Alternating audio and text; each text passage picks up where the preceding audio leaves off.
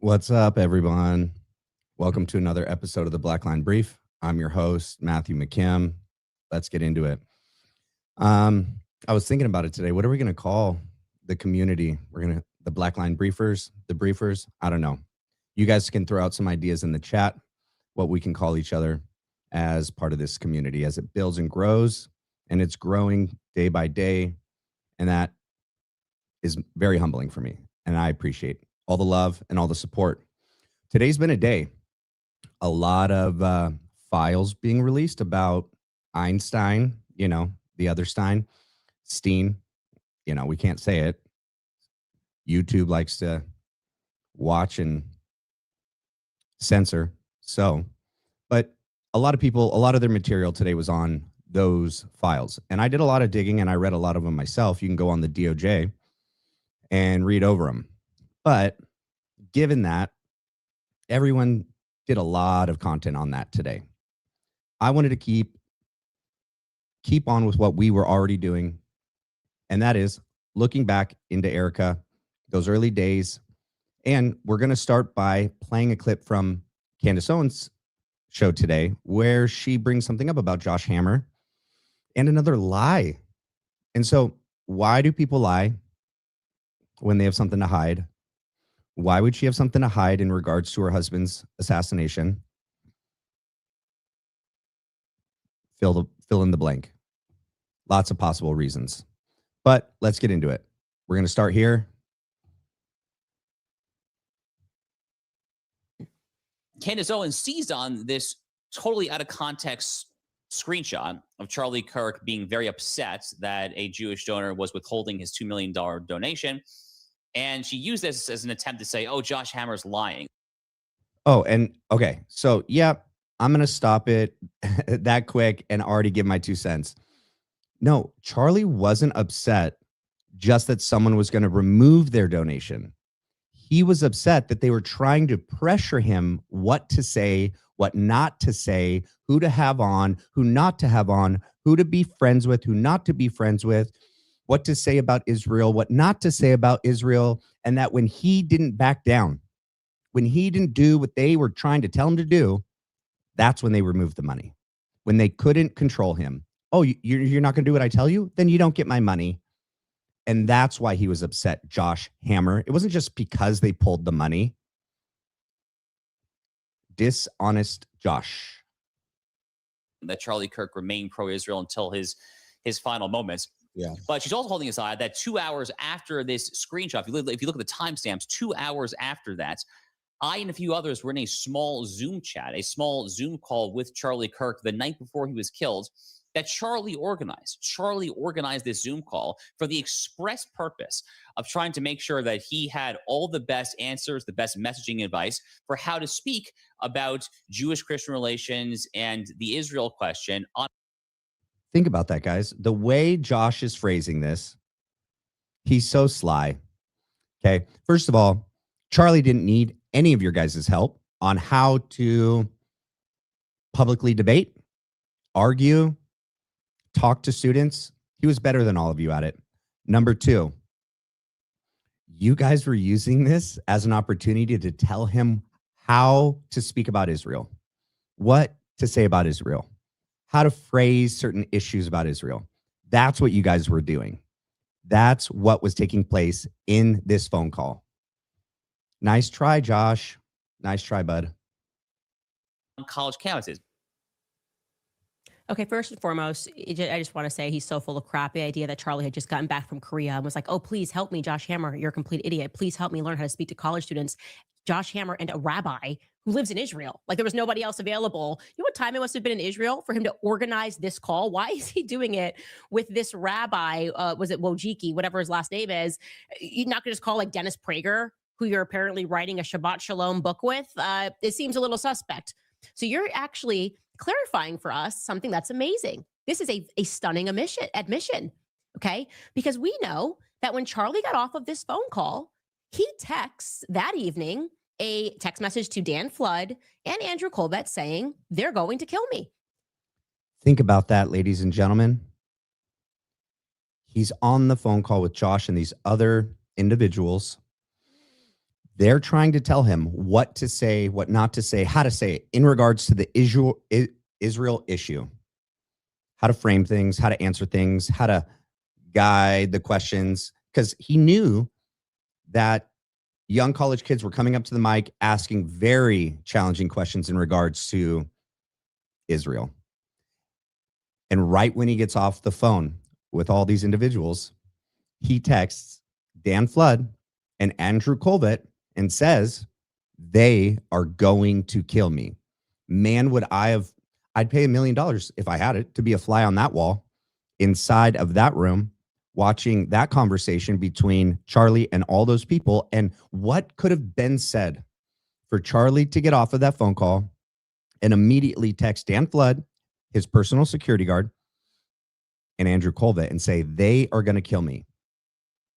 And everyone would have you believe in TPUSA and Josh Hammer and Ben Shapiro that he meant some trans Tifa furry leftist. Yeah, no, that's not what he was struggling with. That's not where the pressure was coming from. That's not who was exerting all of this power and pressure on him to do and say certain things, or else they're going to pull money and support from TPUSA. It's just logical who he was talking about. But they would have you throw away your logic. You're dumb. You should have left it at September 8th, because now the September 9th schedule is looking a little bit suspect. Let's pull that up. I want you guys to see this. Let's go to September 9th first. Okay. So we know, which I've been able to confirm, that Charlie had an appearance in the Will Kane show. That's from his TPUSA office. Erika said that Charlie had the call with Josh Hammer around this time. This is, guys, just so you know, this is Arizona time. Okay. That she was getting her nails done around this time. That's what she told me in person. Well, 3:54 p.m. she's referring to the chat. Charlie sends out that text message regarding leaving the pro-Israel cause. 6:00 p.m. Again, this is according to Josh Hammer, because he says 2 hours later, which would have been 5:54 p.m., 6:00 p.m., Josh Hammer and this rabbi that literally is based in Israel have a Zoom call with Charlie. So he sends a message.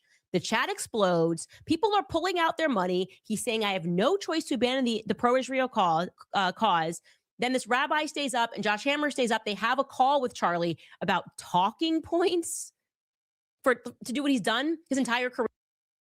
Let's look at that. That's a good point. So at 3:54 p.m., let me make sure you guys can see that and see me. Yeah, you can.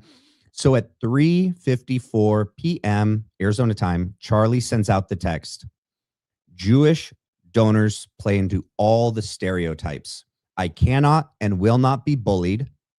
They leave me no choice but to leave the pro-Israel cause. So that's in a group chat. I could only imagine who's a part of it. Josh Hammer is a part of it. Josh Hammer freaks out, gets on the phone, allegedly, in my opinion, what I think, starts calling people. And now Josh would have you believe that Charlie's the one that set up this Zoom last minute 7 p.m. conversation to talk about tips on how to talk about Israel. Yeah, right. They were doing damage control. That's what they were doing. Because he doesn't know how to do this himself. He's turning to Josh Hammer, who he does not have a great relationship with, to help him massage out his points. Okay. He's getting messages from Bob Shillman. Everyone's pulling out their money. And then we know that after that, he's going to have dinner with Erika and the kids and a priest to pray over him, according to Erika. We are told that that prayer is related to a Jezebel article. Yeah, that some lady online said that she was going to cast a spell on Charlie. And that made him so in fear for his life that he had a priest come over to pray over them and bless them. No, I definitely think when looking at this timeline, it has much more to do with all the things that led up to that moment. That published. By the way, I want to say, I actually don't believe that at all. I'm just going to put that out there. Like, just because of my relationship with Charlie and how much we texted about ridiculous articles and laughed at them, for me to think that suddenly on some feminist website, somebody wrote something saying they bought an Etsy spell that would send him so over the edge that he would call a priest doesn't pass the sniff test for me. But we just looking at the schedule. He's fighting with Jewish donors. They're taking out his money. Bob Shulman takes out his money. He then schedules this call with a rabbi and Josh Hammer. No, they were talking him off of the cliff. Yep. He's in the chat. He's saying, I want Candace back. Yep. Confirmed. This happened on September 9th now. I want Candace back. I want to have her. He's also texting other people saying, I want to have Candace back. Confirmed. Right. That's Lori Cardoza Moore. Remember when that threat came through also on like the 8th or the 9th, where she was telling him not to have Tucker or Candace on, and him saying, I want to have Candace on. And then someone else saying, you better not do that. That may seem like a good thing to do right now, but in the long run, that's not going to be smart, Charlie. On September 9th. Now you've got, a panic call. Come on, just talk. Let's talk through this. Don't bring Tucker and Candace. Let's talk through this. Yep. He's not looking to debate with a rabbi. Hey, help me debate. This is asinine. They want us to believe he needed a rabbi, a priest, and a pastor in the last 24 hours of his life, all helping him with talking points. Okay. Yeah. So then get that schedule back up. He ends this call. He has to have dinner in this hour, which I've confirmed. He did have dinner with his family and the priest to pray over him, this priest, at dinner. And then he messages Dan Flood and Andrew and says they're going to kill me. But he was obviously talking about the trannies. His day was being impacted by Israel. He was referring to Israel when he said that. No doubt. He was referring to Israel. And I have one more thing to tell you. And this is really going to knock your socks off. This is crazy. I've clocked Erika on it. And this is why I wanted to play that first part, because like it's important to see the timeline, know what these individuals are lying about and why. There's just so many verifiable lies, inconsistencies, things that just don't match up to the facts of the day. And then now Erika, once again, lies directly to Candace. You don't lie unless you're hiding something. That's the only reason why you lie. You don't want the person to know the truth.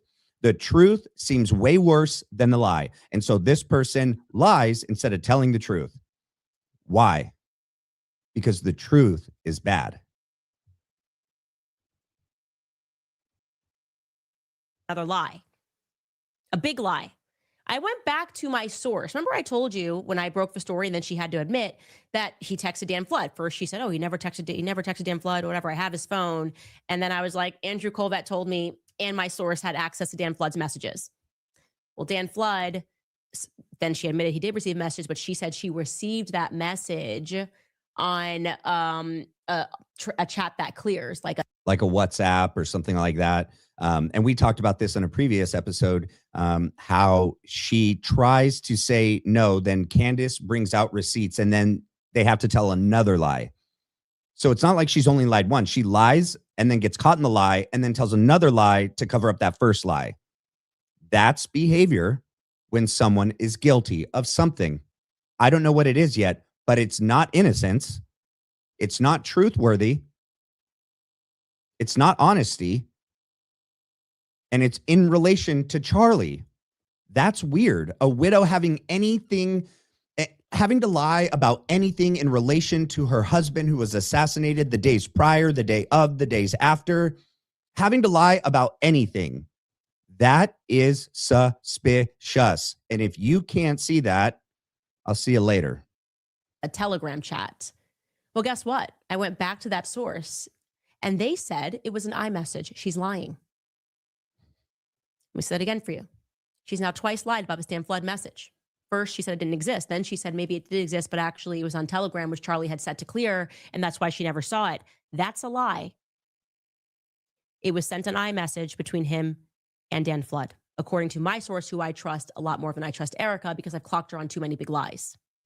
So, not okay. I'll take you back to the 8th. Let's go to the 8th, September 8th, and I'm going to tell you what's problematic. All right, and this is a story about dinner with Frank Turek and a walk and stuff like that. We don't need to watch that part. We're going to hop over here. Okay, getting back, following up with the video that we were watching the other day. Where is stream? There we are. We're there. All right. Let me make it big for you guys. This is interesting. You know what? Like, I'm sorry, man. Like, I don't have anything personally against Megyn Kelly. I liked her a lot before Charlie Kirk got assassinated. You know, like I didn't really have much gripe with her. and then he gets assassinated, and then she's like clearly part of the propaganda. Why? I don't know, man. And it's just troubling. And looking back at this, watch this. This is insane. I wanted to ask you, Erika, because you are so faithful, whether you had any premonition that something was going to happen to Charlie. 'Cause I really do see you as connected, more so than the rest of us. More connected to God than the rest of us, guys. If that ain't a freaking talking point, I don't know what is. I forgive him. Forgive him, Father, for he knows not what he's done.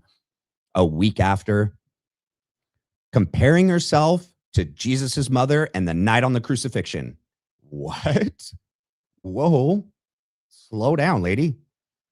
And now Megan is over here saying, you just seem so much more connected. You just have a direct line with him. You guys are just talking just than the rest of us common folks. What? No, I would say the opposite is what it seems with all of us with eyes and a brain, Megan. It doesn't seem like she's more connected to God in any way. To God. And I just wondered, did you have any sort of a feeling? We see, the thing is that I guess we just operate differently. We always knew there were threats. We always knew that. Talking points from the other day. Same thing, right? We're going to hop back here, but let's just put this in context. So Megyn Kelly that just said that, okay, that's there fluffing Erika for all of us, doing the fluffiest fluff piece for Erika that she could do, pointing out how she's holier than all of us. She's got a direct line to God and we don't. Here's Megyn Kelly in her own words. Smiling. I certainly hope he In regards to Tyler Robinson. doesn't have reason to smile. I certainly hope he's not banking on people being confused about the overwhelming mountain of evidence against him. What? What's the overwhelming mountain of evidence against Tyler Robinson? Please tell me. You mean all the circumstantial, like hole in the wall evidence that you guys continue to claim? Oh, the grandpappy's rifle? Yeah, the picture that was shown online is just a picture that the New York Times pulled off the web. That's not even his grandpappy's rifle. So his parents couldn't have seen that photo and said, that's my son's grandfather's rifle. That's not it. And his parents aren't the ones that turned him in. It's that LDS, elder / former police, deep military ties guy. His parents didn't see that photo of the kid in the black shirt with the eagle and the pants and the hat and the glasses and go, that's my son. We can do a side by side of them. They're not the same. Ears are almost as good as fingerprints. They are unique. They don't have the same ears. Some people have detached earlobes, okay? And other people don't. We can look back at those photos. They have the opposite. Their lips aren't the same. Tyler Robinson has like full lips. The kid in the photo walking up the steps has no upper lip. It's like non-existent. And that I can go on, right? And then in the photo, there's no rifle. There's no timestamp. It doesn't even show that he's there on UVU that day. There's no camera of Tyler on campus that day. And that whole thing that just came out that they found his Dodge Charger on campus, not his car. Not his car. Not him. We know he's down at Dairy Queen and then he drives south to his grandma's house. What are you guys talking about? That's to throw everyone off, trying to make us look like we're crazy. Okay, and then what about the person that jumps off the roof? Why didn't the video start when he was in the prone position taking the shot? They have that. The video captures that. We can't tell who it is. That's so grainy. Why can't they just show us that that's what happened? It's not going to show that it's Tyler. They're going to say, oh, that's going to taint the jury pool. Like everything you guys have done up to this point hasn't completely tainted the jury pool in your favor to convict him before he's been proven guilty of anything. And I can go on. The messaging, that message. Oh, so this kid's so smart, and he writes a letter, and then he leaves it, and then he tells his boyfriend to throw the letter away, but take a picture of it first. And then he sends the text messages that completely admit to everything, but exonerate Lance Twiggs. And then he gets down, he gets away, he pulls it off, and then he runs across the way, but the screwdriver's on the roof, but he disassembles the rifle, then he reassembles it, then he leaves it. I mean, there is actually no evidence that Tyler Robinson was there, that he pulled the trigger. They, you know, like if Lance Twiggs was some sort of informant, if they were being, you know, like contacted. Remember the weeks prior, people in that neighborhood said that weird cars were there. People were coming in and out that didn't normally come in and out of that apartment, that townhome. Anyone could have easily grabbed a towel. That was Tyler Robinson's. Lance Twiggs could have even given a towel that's going to have his DNA all over it. And his grandfather's rifle is clearly, if it's his and they pulled it out of his house, or no matter where it was, if that was the rifle that his grandfather gave him, yeah, it's going to have his DNA on it, but not necessarily from that day, from that event. So nothing that they're saying proves anything. And Megan and Erika both said at multiple different times, it's overwhelming. I've seen it. I'll play that too when we get to Erika in a second.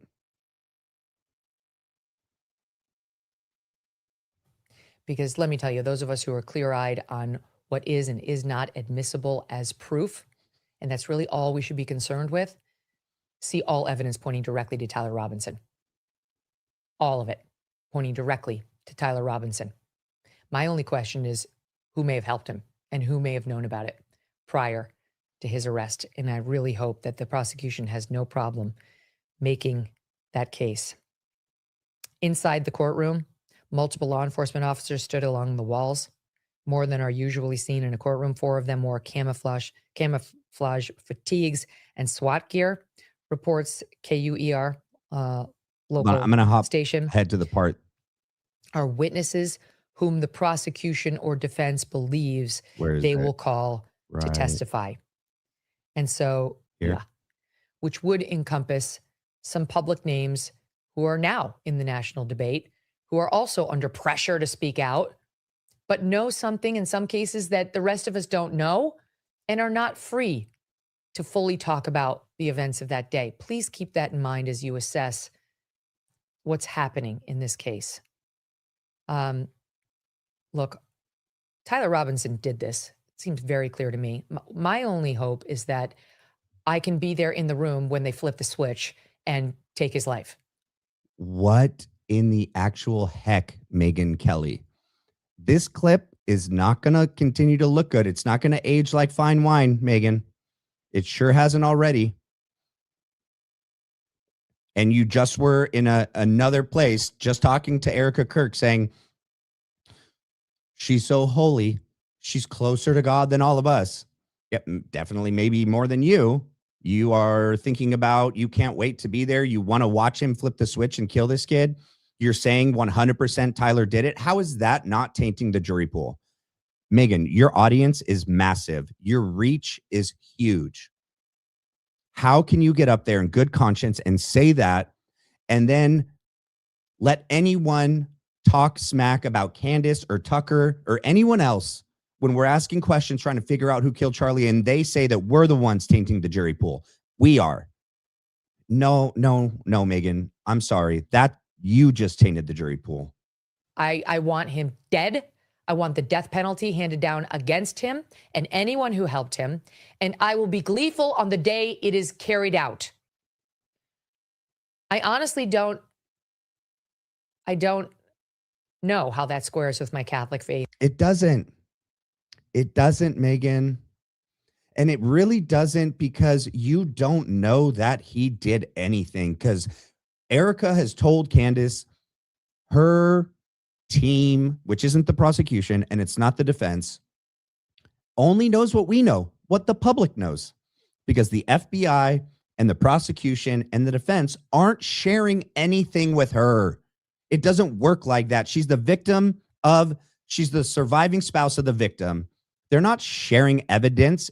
Erika hasn't seen the evidence against Tyler. It doesn't work like that. And you and Erika would have us believe that it does. But Erika said in that other video I played earlier that she needs to educate us on how the court system works, that we don't know how the court system works. Doesn't seem like you two know how it works. To be honest, we're not real pro the state killing people. No, or we're not. humans taking other humans' lives, whether it's in the womb or in the course of a crime.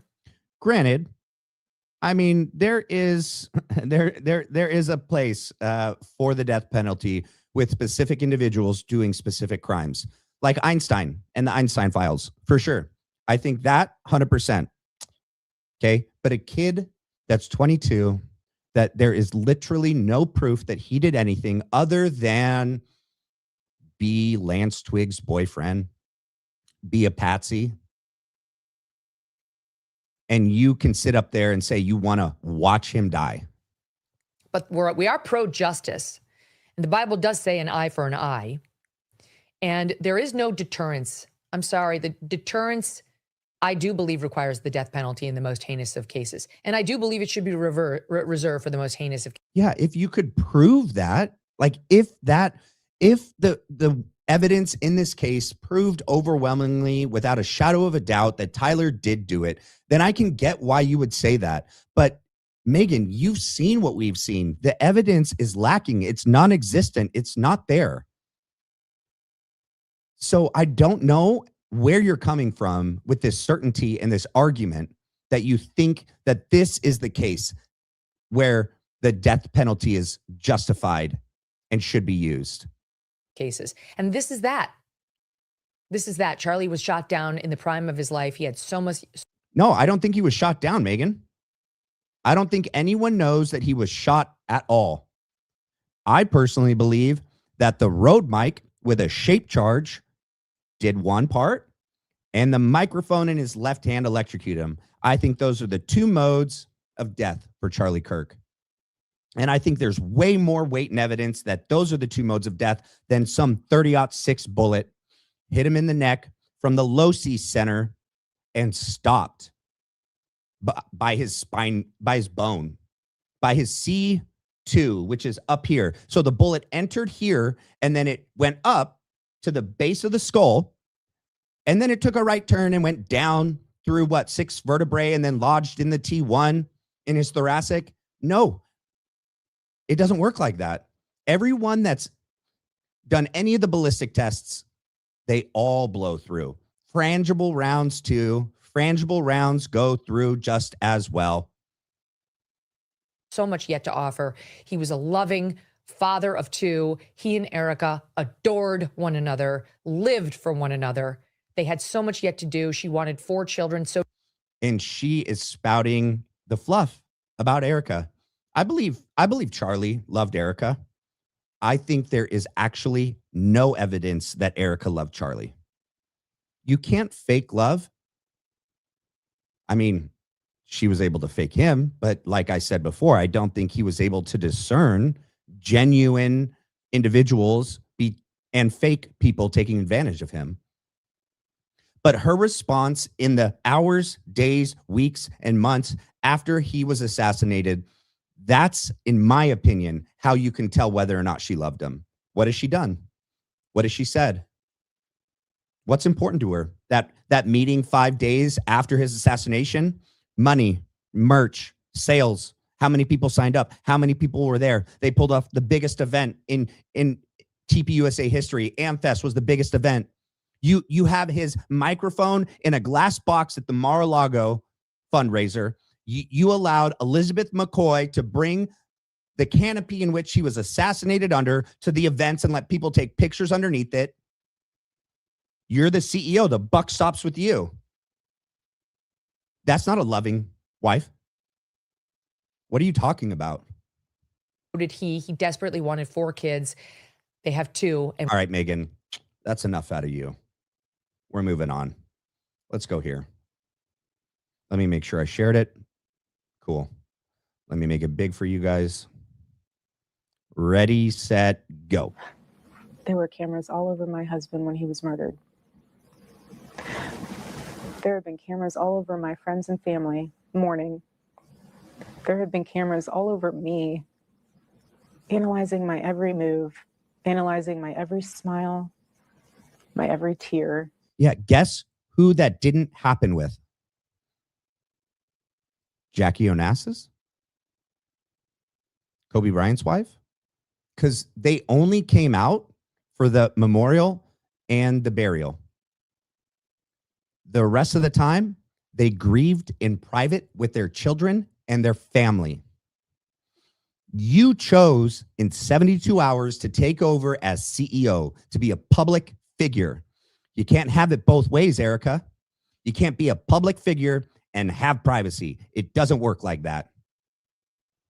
If you didn't want us looking at you and analyzing everything, then you shouldn't have taken on the CEO role. You should have said, put someone else as an intern. Like, let me grieve, let me be with my kids, and, let me pray over it.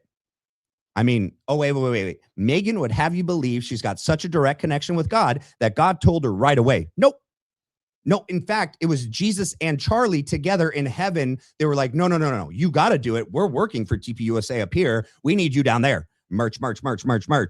Get those sales up. Let's go. Disgusting, man. And she wants to get on us for looking at her words and her behavior and saying, what the heck? What am I watching? What are we looking at? It's not a grieving widow. And the more that comes out substantiates that.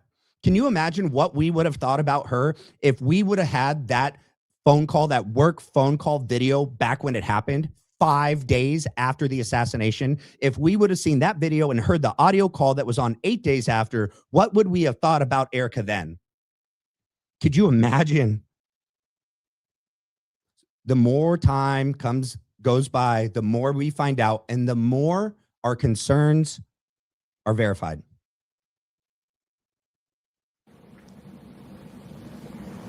We deserve to have cameras in there. Why not be transparent? There's nothing to hide. I know there's not, because I've seen what the case is built on. Erika, no, you haven't. You're not part of the defense team. You're not part of the prosecution team. Your TPUSA lawyers are not on either team. They're not sharing any evidence with you at all. Why you weren't ruled out as a suspect at all. I mean, you were ruled out immediately without them looking into you. How? Why? I don't know.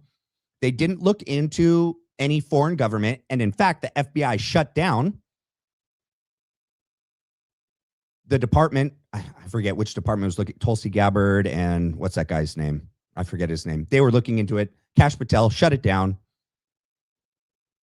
So no, you haven't seen any evidence. You told Candace, you know what we know. And what we know is that Tyler didn't do it. He couldn't have done it. It doesn't make sense. There's no evidence, Erika. Let everyone see what true evil is. Let everyone see and know how it happened, how it even got to this point. So remember, Brian Harple said a similar thing when he was on the Sean Ryan show. He said that he saw the autopsy report and that the autopsy report proved that it was a 30-06 and that it went in there and that Charlie's neck stopped it and that it went up, hit the C2, and then ricocheted down through like 6 vertebrae into the T1. And he's like, why wouldn't you just release that? Why wouldn't you just do that? If that autopsy report were real, Erika could release it. She's next of kin. HIPAA, dude, freaking, he can't release that. The doctor can't release that. But it sounds really good for you to say that. So then you can imply that there's proof that it was a 30-06. Just like she wants to imply like there's all of this proof. Why can't we just see it? Why won't they just let cameras in? And that's a whole nother thing that's going on right now with the defense team. I can't wait to find out if that Catherine Nestor is related to Terrell Farnsworth. It's been reported on a couple times. I've been trying to find connections if they are related. All I know is that her history as a lawyer, she's deep in a lot of things. And so, yeah, I don't really trust her farther than I can throw her. And I don't think I could throw her very far. This is something that could impact the generation and generations to come of understanding there is never a justifiable moment for violence, especially political violence. And that's another reason why, too. Why don't you tell Israel that? They've committed more political violence and assassinations than any country. Why don't you go tell your friends? Tell them. I've been so open about certain private moments within our family. There's nothing to hide. Let the world see. What private moment is she referring to? Like actual private moments? She hasn't actually told us anything. All the stuff that we found out has either come from like Ian, come from Candace, mainly Candace, Baron. Erika hasn't told us any like factual statements that were private that have led to us like understanding anything greater. It's all been, and you heard, remember, Candace said earlier, for those of you that weren't here for the opening, Candace was like, bro, she was caught in another lie. Remember, she said there were no texts that night on the 9th that he was afraid for his life. He was afraid for his life right after he got off the phone with Josh Hammer and all those Israeli donors. And they were trying to tell him, you better toe the line. You cannot let Tucker and Candace come to Amfest. You cannot talk about Israel anymore. Right when he got off the phone, he texted Dan Flood and Andrew Colvett and said, they're going to kill me. And she would lie immediately when that came up. When Candace made that accusation in the beginning, she said, doesn't exist, didn't happen. Remember the Barry Weiss. You can look at my video from earlier today. She says that on the Barry Weiss interview. Didn't happen. Oh, but then Candace showed the receipts. Have you not learned yet? Like, Candace isn't going to get out there and say something happened unless she already has the receipts.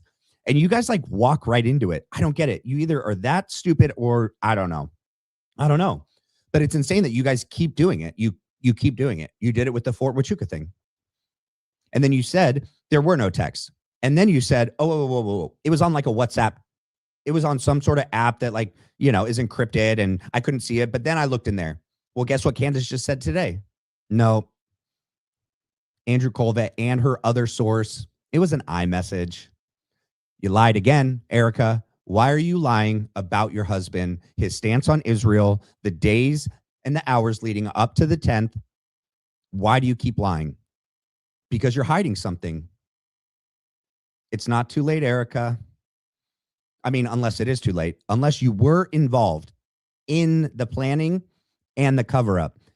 Yeah, now you're an accessory at 100%. It's too late. And it looks like, in my opinion, that's why all of you continue to try to lie. But none of us are giving up, man. We're not stopping this. Like, we've had enough. Generations and generations of the rich and powerful controlling us, manipulating us, lying to us, taking advantage of us.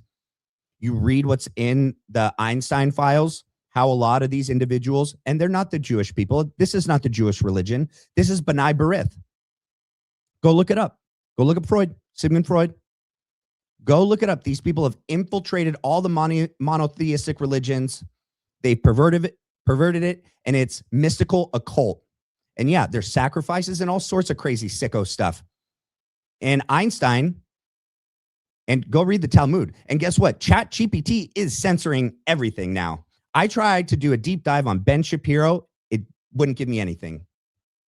I also asked, can you show me all the passages in the Talmud that refer to goy or goyim as subhuman, as less than dogs? Won't do it. It said it couldn't do it. No, I just asked you to show me the verses. I didn't say like give me interpretations or frame it in a certain way. Just literally put the passages in there. Yeah. Yeah, and it's because Einstein and those in that ilk, They don't look at us non-Jews as human, those to be subjugated, ruled over, abused, taken advantage of. Enough is enough. And Charlie Kirk's assassination highlighted it, because those that seem to be part of it are these B'nai B'rith impersonating individuals. It's disgusting. We've had enough. We want you all out.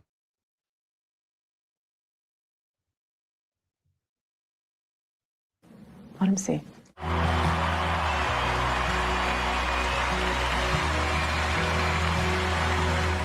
On the cross, our Savior said,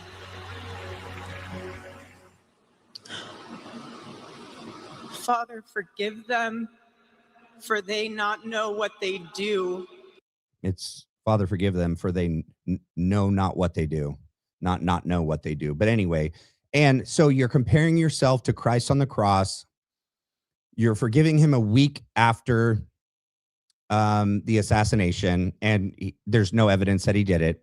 And then you compared yourself to Jesus's mother on the night of the crucifixion and compared that to your experience going through the assassination of Charlie. Yeah, and then Megan would have us believe that you're more holy than all of us. You just seem to have a deeper and closer connection with God. No, Megan. Nope. Doesn't seem that way. Not to all of us with eyes and a brain. That man, that young man. She writes all of her own speeches, guys. This was her. She said that multiple times. In the Jesse Waters and some of the other ones, when they asked her about the forgiving of Tyler Robinson, was that planned? Do you write your own speeches? And she like self-corrects. Yeah, I write all my own speeches. Oh, so that was written? Well, no. Okay, that was written. It was written, but I left a little note to myself. And I said, only if the Holy Spirit moves me to do so. And then I prayed about it. And it just so happened that he did. And then I said it. Okay.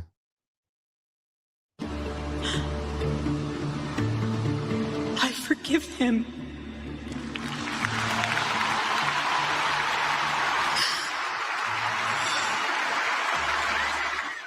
Tell me emotional manipulation, spiritual hijacking of our faith is not underway. Look at the response of the people in the crowd. They knew that we didn't know enough at this time. We had not enough information of what was going on in Charlie's personal life, which led up to September 10th, all the stuff with Israel. None of that had come out yet. Remember, Candace didn't even know anything yet. She went into seclusion in Wyoming. We knew nothing. All we had, and they got out first. They got out before everyone and started shaping that narrative, shaping how we viewed her. And they wanted us to view her as someone holy, someone spiritual, someone close to God. And look at how all of these people responded. And I don't blame them. We didn't know better at that time. But I guarantee you a lot of people in the crowd, just like when I saw this though, okay, when I saw this, I had a visceral gut reaction like, what is happening right now? This isn't real. You go watch a soap opera. It's the worst acting ever. It's like they pulled her from Days of Our Lives and they just gave her this leading role in Charlie Kirk's life. Poor Charlie Kirk never saw soap operas. He couldn't tell soap opera acting. He had no basis to like compare it. When I see all of her appearances, it all looks fake and scripted. And then she has these talking points that she repeats. They just so happen to always come up in that same wording. People don't do that. They don't just repeat these same points over and over in the same exact way. Be genuine. Go off script. You can't. You and Kamala can't. It's a nightmare. Don't do it. They warn her, hey, look, we're going to put you up there, but you can't deviate from the script. Everyone's going to know. Nah, we're going to know either way. We found out either way.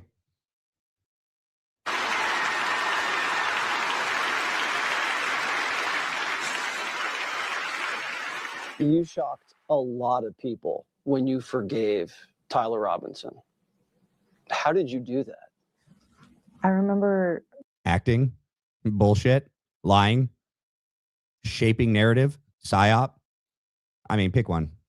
Jesse Waters, you are part of the problem. You and Megyn Kelly are part of the problem. Getting up there, fluffing her image to all of us. You're not bringing us news. You're not bringing us the truth. You need to just leave. going over the speech the night before, and there was a portion in there that I remember putting about how Charlie was trying to save the Lost Boys of the West. He was trying to save the exact type of individual who murdered him. How in the world can she get up there and say that? She knew even less at that time than we know now about the whole story and Tyler Robinson. Dairy Queen videos, him going down to his grandma's house, all the ballistic tests that all the vets did with 30-06s, 226s, all the different size, frangible, not frangible. How can she get up there and say that? That's evil. That's when she says looking at evil and she's talking about people assassinating Charlie Kirk. No, this is evil. This right here, right there. That's evil. And when I reread that the night before, I thought it just was weighing on my heart.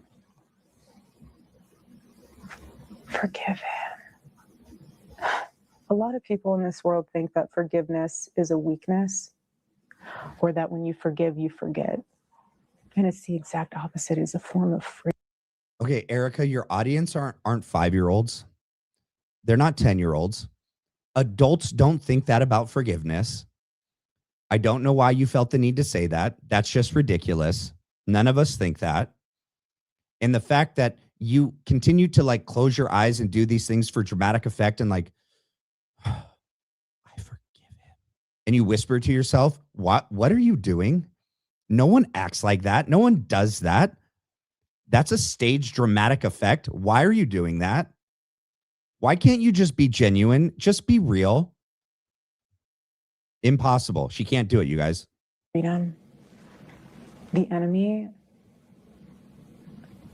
stole my husband. And if I didn't forgive, it's more so for me than this man. Because the enemy would have my heart. And I knew that every day the Lord forgives me for things. So he forgives everybody else for things, small, big. And what an example of forgiveness. And it's not easy. It's not easy. It never is easy, but it's freeing. It's so freeing. And okay, think about this, y'all. If you had proof, like think about like Kobe Bryant's wife. There was no doubt in how he died, right? The helicopter crashed, right? I could understand her getting up there and saying, I forgive the pilot. I think the pilot died too. I mean, I know her daughter died and Kobe died, but I mean, like, yeah, forgiving someone of something that you know they did. Like, there's no question what happened to Kobe. I don't ever remember Jackie Onassis getting up at any time ever and forgiving Lee Harvey Oswald. And there is actually no proof that Tyler Robinson shot Charlie Kirk. And so for you to get up there and forgive him is not authentic. It's not freeing. So all those things you just said are BS because you don't know that he did anything. So that's not why you're doing it. You're doing it so that we'll accept it, so that we can just move on. And then you asked to move the court case along, that the defense can't hold it up. They can't ask the prosecution team to be recused because that lead prosecutor has been tainting the direction of the case because his daughter was there that day. You asked for the right to a speedy trial, which is not the right of the surviving victim's spouse. That's Tyler Robinson's right. You don't want the truth to get out. You don't want to find out what happened to Charlie. You want us to convict this kid and put him to death, and you want us all to move on, and you want to move on with your life. And yeah, that's why we think you're disgusting and this is sick, and we don't believe you at all. At all. Again, it's not a weakness, but it's a way for me to be able to say, you'll never get me. You'll never get me. Would Charlie have forgiven his killer? He's in heaven. And he sees everything full. So you didn't answer the question. You smiled and nodded and told us something that all of us already know. Yeah, we know he's in heaven. He's not here. He was murdered. But you couldn't answer the question. Do you think Charlie would have forgiven his actual killer? Not Tyler Robinson, but whoever killed him.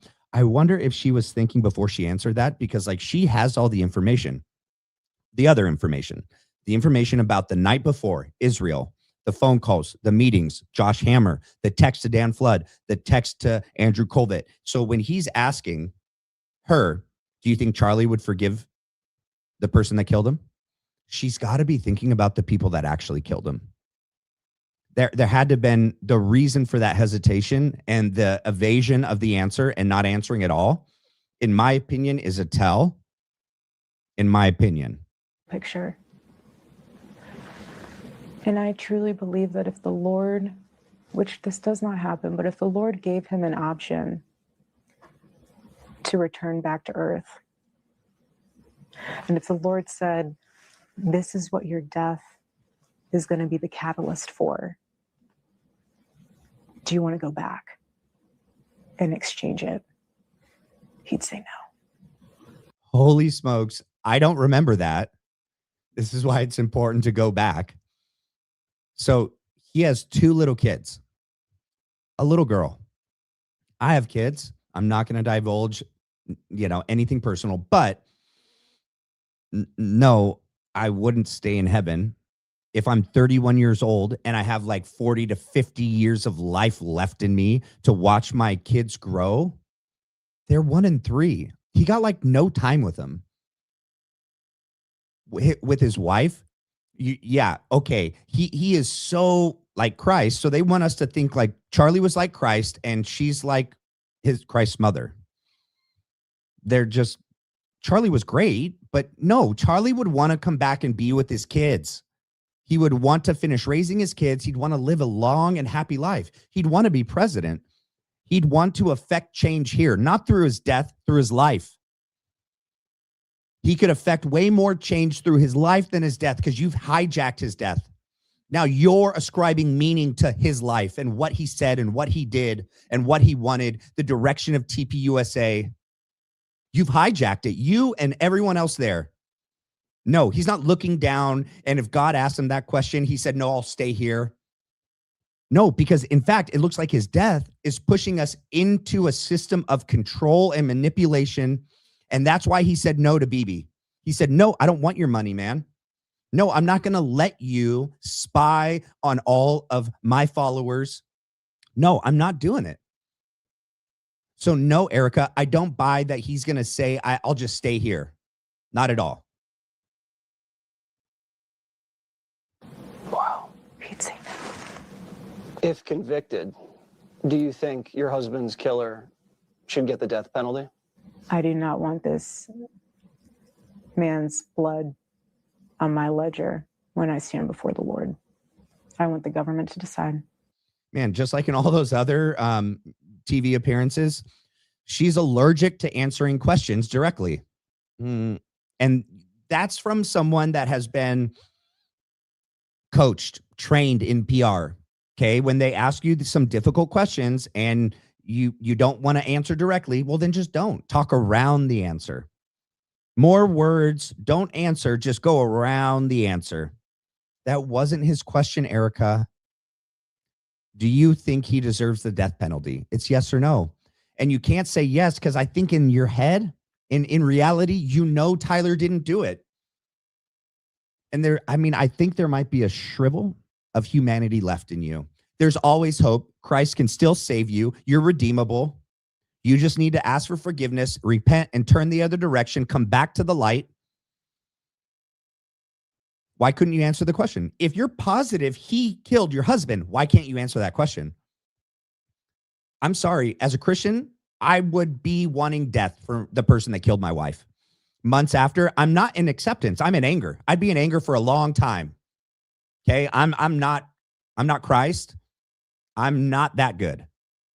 I need Christ to be better. She would have you believe she doesn't.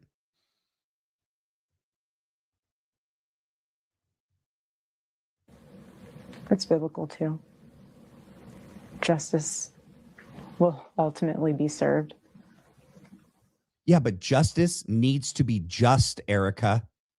It needs to be just in order for it to be justice.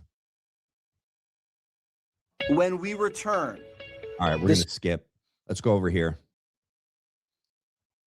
And then I'll look at what time we're at. We're almost at an hour, and then I'll get to the chat. I can't go super late tonight, okay, guys? Last night was super late. I'm so exhausted from last night. I enjoyed it. I enjoyed it a lot. It was so much fun seeing everyone in the chat, and I really appreciate your love. But let's I'll get to that in a minute. Let's listen to this. That there were people out there that hated us with deep passion of hate, but it didn't scare us. Never. He was never afraid of that. But he did text Dan Flood and Andrew Colvett that he was afraid they were going to kill him. And you lied and said that didn't exist. And then Candace gave receipts. And then you said, just kidding. They didn't exist in a text. They were in a chat app. And then Candace just came out and said, no, they weren't. I got two sources and they both said it was in an iMessage, and you lied again. What is it, man? Either he was afraid or he wasn't afraid. Sounds like he was afraid. Sounds like he was really afraid the night before they killed him. So much so that the priest came over to pray with them for protection. There was I. Obviously, we protect our children. You know, we don't show their faces on the internet, so that's very intentional. But yeah, and you give fake pictures of them as your alibi. You have a freaking 1 and 3-year-old, and you show a picture of a 5 and 7-year-old and say that this was your alibi for not being in Fort Huachuca. Yeah. I think we lived our life in such a way where if that was our last day, it was our last day. Like, we always lived as if it was the last day. That's why Charlie's speeches were so good, because he didn't know if that was going to be his last speech. And he was so intentional about every word. Every word had a meaning, and every speech had a connection point for the students and for whoever he was speaking to. And that's why he never missed the opportunity to weave the gospel into what he was saying. Yes, that's what made him so much more powerful than the rest of us. Yeah. If you see the difference between Charlie Kirk and many of, the right-wing pundits or commentators, it's that he supercharged the message that the rest of us were saying with biblical references, with faith-based wisdom. Yeah, but that didn't occur until 2018 when he met Erika. His whole thing was Tea Party economics, fiscal responsibility, free markets. The whole Christian thing didn't really come about until she came into the picture. And that's when all the money came in. And that's when all the weird people came in. And that's when the control came in. So I'm not really sure that's what made, and by the way, I mean, yes, you and Tucker say you're Christian, but like, you guys are mainly political pundits. Like, that's your job. You guys don't get up there and preach. Tucker speaks more and more about his faith now, and I like that. I don't really ever hear you talk about it though. So yeah, that's not like a one-to-one comparison, Megan. Which made it 10 times more powerful, and people knew it. It's one of the things we're all missing right now. But to answer your question, we always knew there were threats. We always knew that could be One of my commenters, one of my subscribers and viewers pointed out that this looks like the Madonna outfit that Madonna had, this black lace outfit Yeah, I think it is strange to wear that. possibility. But obviously, but we never lived in fear of when that day would be. We just trusted the Lord every day. Now, of course, in the wake of Charlie's death, many are living under threat. I mean, the nutcases have gotten very loud and emboldened. And I just wonder whether it was the kind of threat like environment that you needed to actually worry that something could happen, or was it just the din of like, there are haters out there, you get these nutcase letters sometimes, what was it? Something like, no, it's actually getting really serious and we need to worry? Or was it just the din of like, Watch her minimize this. I don't remember what she says, but I mean, think about it, right? If Charlie, sorry, I didn't mean to hit the mic like that. If everything happened the way Candace said it happened, which I believe it did, and her timeline is accurate, and I mean, Josh even confirmed most of it, but then he distorted it, that the night before, right? So the Hamptons retreat, he was pressured and it was like an intervention. Then at the Aspen retreat, someone asked him, supposedly, what's going to happen to TPUSA if you die? He's 31. Now, September 9th, that whole day, it's about, right? He sends a text out. These guys play into all the stereotypes. They leave me no choice but to leave the pro-Israel cause. I cannot and will not be bullied like this. Then Josh gets on the phone with some rabbis and some other people to try to have like a last minute intervention, try to tell him what to say, what not to say. That doesn't work. He gets off and then sends a text and says, they're going to kill me. Yeah, I would say, Megan, he would have been extremely afraid for his life. That it wasn't just like a normal, crazy person. Like he was, and then the priest was there to pray over him. A prayer of protection. Yeah, I'd say he was afraid. Let's see what Erika says. No, I mean, you would No. see, obviously leading up to that, there was several shootings. There was several individuals with guns on campus. So you knew that the threat was there and things were starting to heat up. But again, it wasn't anything that, you would think any different. nothing acute. No. I know that the morning. And she knows about those text messages. And she answered it like that. Furthering the FedSlop narrative, she wanted us to believe that the thing that Megan was asking was about leftists with guns and radicals, mentally unstable youth with guns that wanted to kill Charlie. When she knew, I don't know if Megan knew, but Megan's friends with Candace and they were talking like, how would Megan not know at least some of the information? Right? Because remember, Frank Turk said on his show the other day when he was making fun of Candace for her dreams that Megan has been working behind the scenes to build the bridge between like Candace and Erika and everyone. So I guarantee you, Candace was like, Megan, how do you not know what I know? Like, I guarantee you, Candace shared with her the information that she had. And Erika's going to have you believe that question was that it pertained to crazy leftists. And she knows in her head that Charlie was actually afraid of those connected to Israel. And she still said, no, he wasn't afraid. No, there was no real threat. Nothing. He died. He went back into your room. He had slept in your daughter's room because he got up in the middle of the night and she got up in the middle of the night. There was a switcheroo. Snacks. We've all been there. Yeah. But he came back into your room. That's not the story Erika told. Erika said that the daughter was sleeping in the room with her when Charlie got home, and that Erika told Charlie, you should get a good night's sleep and go sleep in Gigi's bed. Not that whole middle of the night snack thing happened. And I don't know about you. I've said this before. I'm not 6'5". I'm 5'11", 6 foot, but I don't sleep good in a twin or a toddler bed.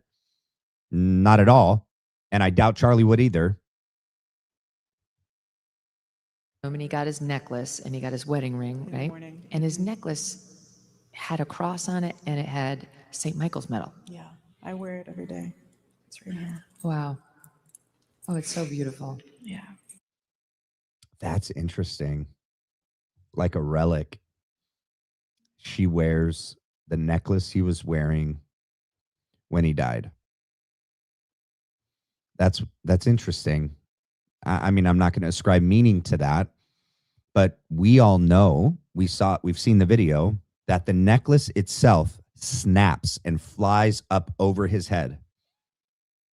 Some sort of physical force had to act upon the necklace to do that.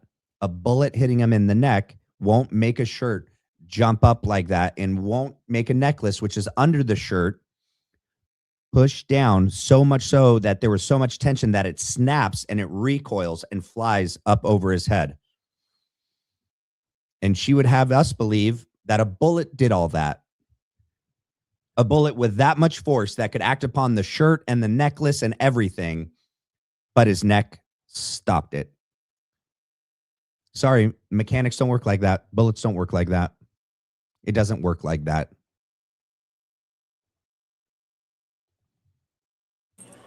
And Erika, help me understand. I genuinely don't understand. I've asked Frank Turek this. I've asked everyone I can ask this question. I don't understand how you can be wearing your cross and your St. Michael's medal and be shot to death. Because it's just a freaking necklace. I mean, because it's just a piece of jewelry. I mean, it's a symbol of something. I mean, it's more like a token than anything, that it's like gives you comfort, like a comfort blanket. But wearing a necklace with a cross, and I mean, I used to wear St. Michael's necklace all the time, but it was symbolic. It wasn't like I actually thought that thing, that material object that was created by men, actually protected me. And I don't know anywhere in scripture that you can point to that God says like pieces of jewelry protect you. I don't know. I'm pretty sure it doesn't exist. But if you can find it, show me.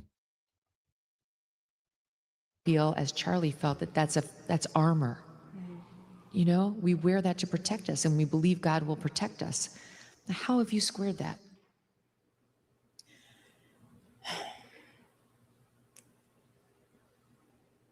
The Lord is so powerful, and we're not meant to understand all of his ways.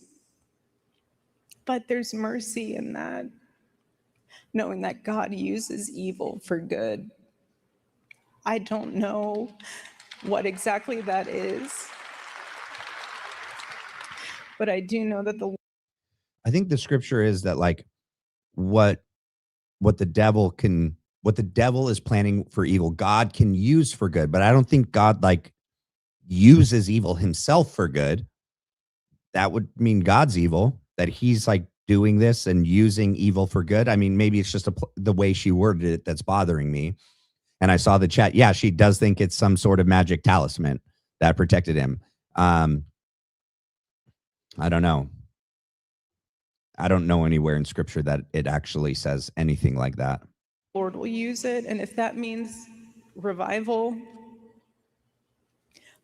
the Lord. When she says revival, don't get it confused. She means TPUSA chapters being started, because that's what they quoted. 60 more since in that day.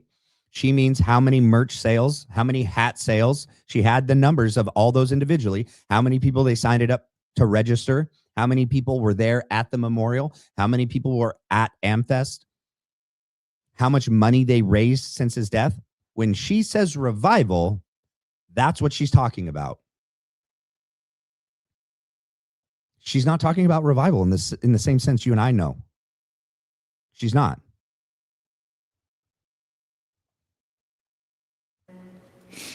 I told people, I said, I have never found more comfort in the statement, "Thy will be done." Explain that. Why? Because it shows that control is an absolute illusion. The Lord knows the number of hairs on our head, and he knows the number of our days. What's weird is, so sometimes she couldn't stop blotting the tears and the snot from her face. Like it's just like nonstop. Like she has to catch every single little drop so that it doesn't bleed and glisten. And like she's just like constant. And then other times she's just like, I'm just gonna let it go. And just look out there as this just is down my face.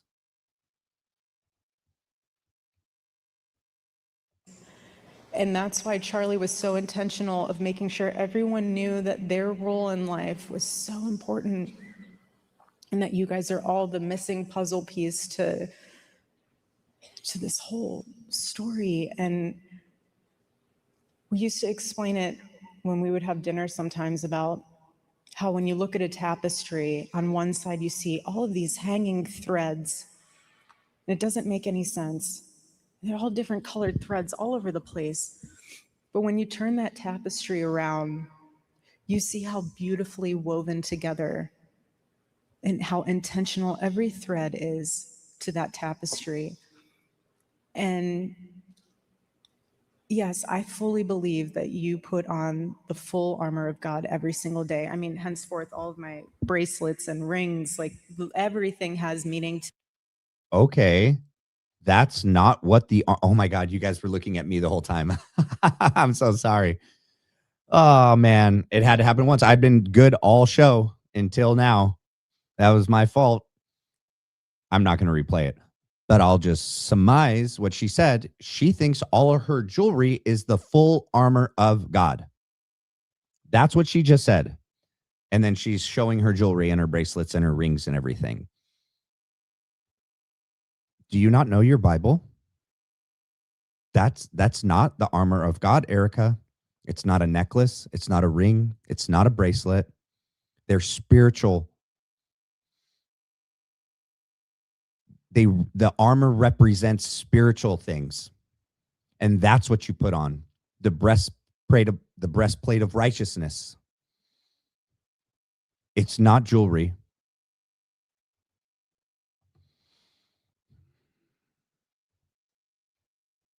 To me, and that's why I always wear my bracelets, always wear my rings, always wear my necklaces. And it's one of those things where we will never understand. Yeah, she's never read a chapter of the God's Bible. ways I agree. fully. We're not meant to. We wouldn't be, our mortal brains would not be able to even compute what he has designed and put together. But what I do know is that the Lord spoke through Charlie in so many ways. And I still feel so deeply connected to him. Yeah. And I know that the Lord used such evil to bring about something that will eventually come to good. It's already. Yeah, not in the same sense that you're saying it is. I think the good that God's doing is bringing out all of the evil people that were part of his death in planning it and now covering it up. I think that's what his death has done and is doing. It's bringing up everything and everyone that's connected to it. And the Einstein files and the people connected to that, covering that up, same thing. And Bibi and Israel. That's what I think his assassination has done. Has made us all wake up in a way. When we said enough's enough, man. They're going to just start killing all of us. All right. I'm going to read the chat. I'm going to answer questions and read some of your guys' chats, okay? Thank you for not replaying. Yeah, no worries. I know I'm not going to make you guys listen to it twice. All right. How do I do this super chat thingy? Oh, I'm not approved for it yet. As soon as I get my watch hours up to 3,000, and the way that here, I'll even let me show you guys something.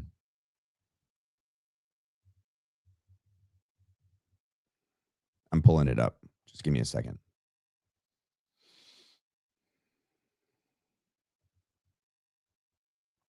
All right. Here, let me see if you guys can see. Nope, you can just see my face. All right, here we go. All right. here is the criteria. So I'm over 500 subscribers. I've uploaded at least 3 videos in the last 90 days.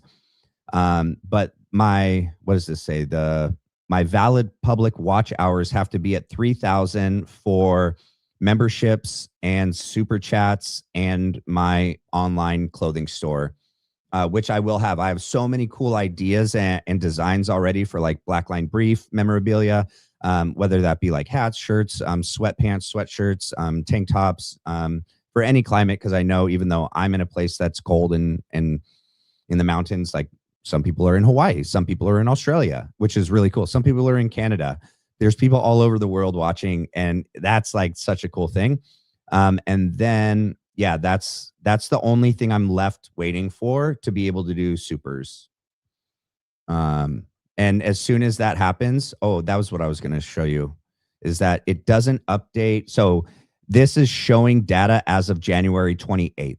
So this 1,863 valid public watch hours is probably already at 3,000, but it's like 3 days behind. And so as soon as I have that approved and I can do that, I'm going to let you guys know right away. And then we can do the super chats, which will be cool. Mr. Matt, you got to see this. Oh, wait, which part? Wait. Let me go further up. It was moving really fast. Let's see. Let me get to the part where I read. Where's the one that I just read out loud? How fast was it going? Okay, there it is. Mr. Matt, you got to see this. And then where was the other one? Where was the one about the super? Oh, I can't send a super chat. Yeah, not yet, Autobot 9. As soon as you can, I'll let you know, okay? And what did you mean, Autobot 9? Mr. Matt, you got to see this. Which part? Put another chat in. And then I'm gonna read from here down, from that comment down. What if CK is alive and she doesn't know it? I don't think he's alive. I really do think he was assassinated by the exploding mic and the microphone.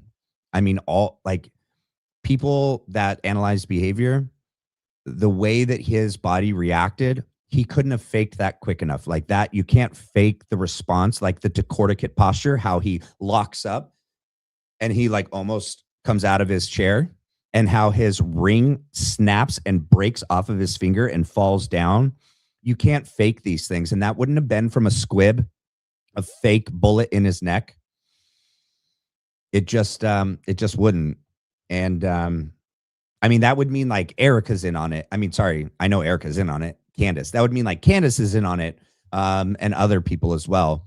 I don't think he's alive. I think much more that they had to take him out because of what TPUSA. And if you guys haven't seen the videos I did on the show Faith by Works, the FAR filings for the Foreign Ministry of Affairs for Israel, and then the Clock Tower X FAR filings also for Israel, they have rolled out the largest geofencing, propaganda, mass surveillance campaign in history, and it's all targeted at Christians.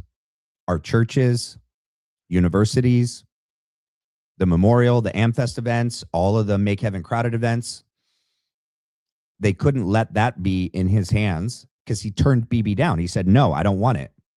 I'm not going to let you do that. That's what I think he turned down. And I think also his stance on Israel and the audience that he had, how he changed his views on Israel, they couldn't allow that to happen, especially with whatever's coming. This mass surveillance and this targeted propaganda campaign by Israel, I think it's preemptive. I don't think they're being reactive like they're claiming, like it's trying to help recover Israel the way that Christians in the United States view Israel. I don't think it's that. I think they're being proactive, preemptive for something that's coming. I just don't know what it is. And I think they had to take Charlie out. I think they had to take him out. If they plan to invade Iran, any foreign wars, Charlie was against it. He didn't even want Trump to bomb Iran in Fordo, the nuke plant, the nuclear power plant. He definitely wouldn't have wanted us to take Maduro. He wouldn't have wanted us to take Greenland. I mean, I just think that there were so many factors why they felt they had to take him out. So I don't think he's with us. I really don't. Let's see. If you really sit back and take a ponder on everything, drinking blood is satanic stuff. Yeah. Yes, it is. And that's what's in the Einstein files, the most satanic stuff. Go look at Bohemian Grove, look at all of these occult societies. I'm fascinated with that. I know a lot about, Candace talked about the Epic of Gilgamesh. If you guys look at a lot of the museums in Iraq were raided. A lot of the reasons why Hillary was so interested in Gilgamesh's tomb, which is Nimrod, because they believe in a lot of the things that they tell us are not real. And they went and raided a bunch and took a bunch of things and holy sites and then destroyed them, because if they can destroy the history, if those who don't know their history are doomed to repeat it. So in one way, they want these things because they are symbols of power and they have some sort of mystical component to them for their rituals, but also to destroy history so that we don't know our history. So we're detached from it and we can't see what's happening because history repeats itself, right? Let's see. Gotcha. Read chapter 6, then get back to me. Okay. Chapter 6 of what? Steel on steel 2465. Wait, let me see your earlier text. Oh, here we go. Okay, the bread does become Jesus' body, blood, soul, divinity. The wine too, as Jesus taught, my flesh is real food. Yeah, I'm not going to get into a theological argument with anyone. Every denomination believes something different about transubstantiation, on whether or not it's actually his physical body, the wafer, the bread, if the wine actually physically becomes his blood. And so to me, I it's okay. Everyone can hold their own opinion based on what denomination they go to. I don't think that would exclude someone from going to heaven if they're not Catholic, if they're non-denominational or evangelical or Presbyterian or Baptist. Everyone, all those denominations, right? And so like my first bachelor's degree was in theology. I was like one class away, and then the VA was like, we're not going to pay you to get your bachelor's in theology. And it was a Foursquare, like Assembly of God school in California. And so I did do a lot. And I have a brother-in-law who's he's just finished seminary. And so every denomination believes something different about some of these major things, whether it be baptism, gifts of the Holy Spirit, speaking in tongues, salvation. All these things are these little theological differences depending on the interpretation of the text. And so that's fine.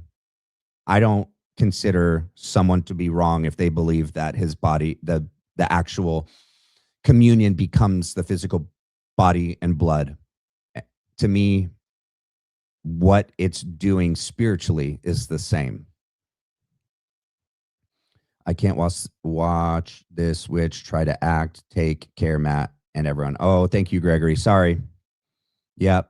LMAO, Jesus never said, drink my blood and you'll be saved. Let's be kind in the chat. I'm going to have moderators coming soon. Like I said, it's okay if one person believes something about this. This is a theological argument, okay? It's not the thing that makes you a Christian or not a Christian or saved or not saved. And so it's okay if they believe that and we don't, or vice versa. I'm not going to try to make anyone believe what I believe and get into any kind of theological debate with anyone about it. We're Christian. We believe Christ was the Son of God who came down, died on the cross for our sins, that he restored humanity, and he paved a way for us back to the Father. That's the key. That's the big key. And that by accepting him into our life and our hearts as Savior, that changes us. And that we live every day showing that change, that Christ really did come into our life and we are different. We are born again. We are saved. That's the big part for me. Okay. Yeah, no, you can't send a super chat yet. All right, let's go down further. I read those already. Okay, that's where we're back. And now we're at Gion Gaming pointed out that Charlie was X'd inside of a menorah. Yeah, I actually could show you that. Check this out. It actually is. Watch this.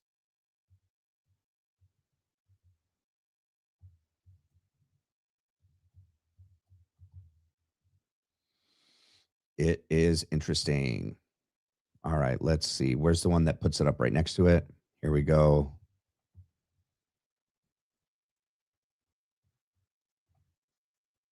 All right, let me share this. Let me go back here. Let me go here. Yep. Can you guys see that? Yep. It looks like a menorah to me. Yep. I know. It's interesting. And then if you look at, let me pull up this. Watch this. UVU. Hold on.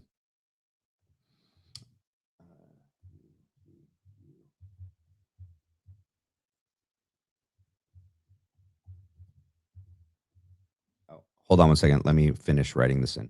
UVU logo.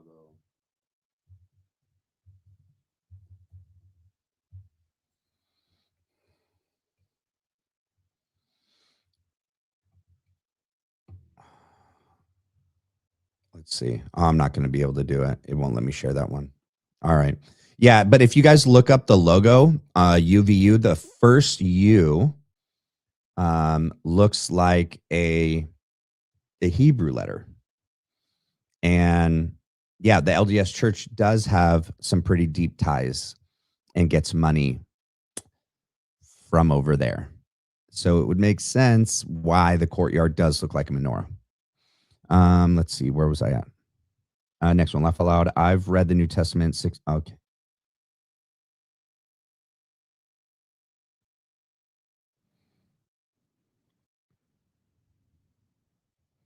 Okay. I'm not going to read certain ones that are like argumentative and like might offend someone else about their faith. All right. Let's see. Oh, Hannah, thanks. Like and share. Yeah, please, everyone, make sure to like, subscribe, and share the video. All right. Where was that one there?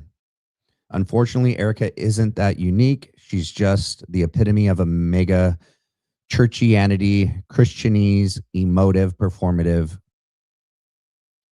gobbledygook. Oh, gobbledygook. Yeah, I agree. Reread. Okay. Oh, okay. I see. You two are talking. Steel on Steel 246 and the You Truth. You guys are going back and forth. All right. I'm going to let you guys do that. But just be mindful, once we get moderators in the chat, like I'm telling you now, just please be respectful. Don't put people down because of their beliefs. If they believe something about scripture, it's fine. It's okay. Like, you're not going to convince them by arguing with anyone in the chat. It's not going to happen. Let's see.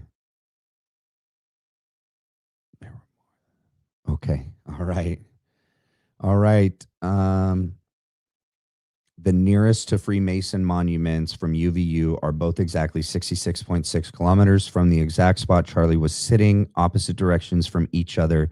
One is the way to the hospital they chose. That's interesting. That is interesting. Thanks, man. Sorry about spamming. Don't worry, Autobot, you weren't spamming.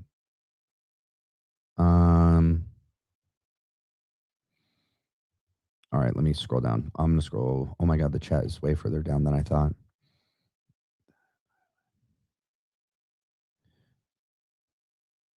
No, the You Truth, I didn't say you would get banned.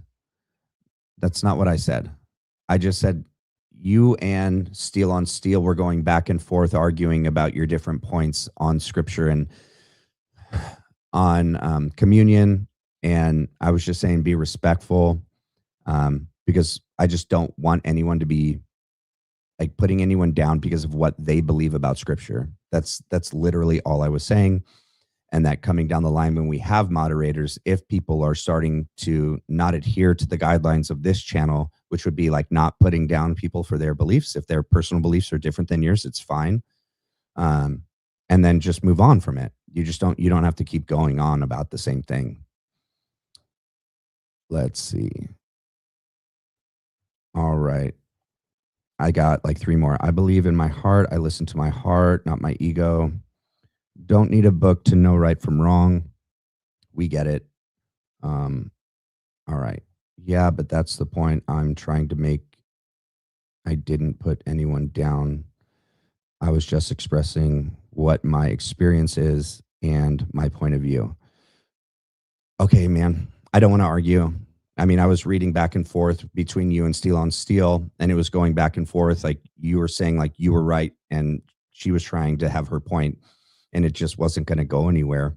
You guys believe different things about scripture, and I'm not going to reread the chat, the one comment that you wrote, but it just, I was just saying, let's not be hard on other people if they believe something different than what we believe. That's it, man. We don't need to go on about it. Digging the channel, Mr. Matt. Let's get those likes. Finger red number 1. Yeah, thank you. Please do. Please address my question of Frank Turk. Can you put it in? My all near. Can you put it in again? I don't know how far back it is. We get it. Okay. Oh, there it is. Why did Frank Turk trace the steps of Moses during Christmas instead of tracing the steps of Christ? Oh, when he went to Egypt? That's a good question. I'll look into that. I mean, his trip to Egypt is interesting, and I think the timing is suspicious as well. Do you have thoughts?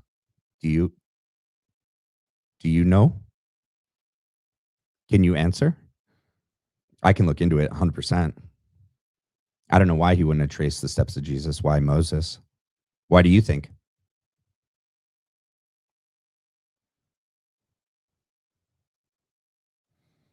And then healing, wisdom, arts, nothing makes sense.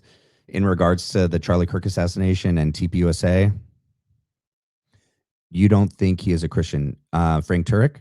Yeah. Yeah, me neither. Yeah, I mean, he's an apologetic preacher. I mean, he claims he is, but so does Rob McCoy and so does Greg Laurie. And the more and more that come out about these individuals,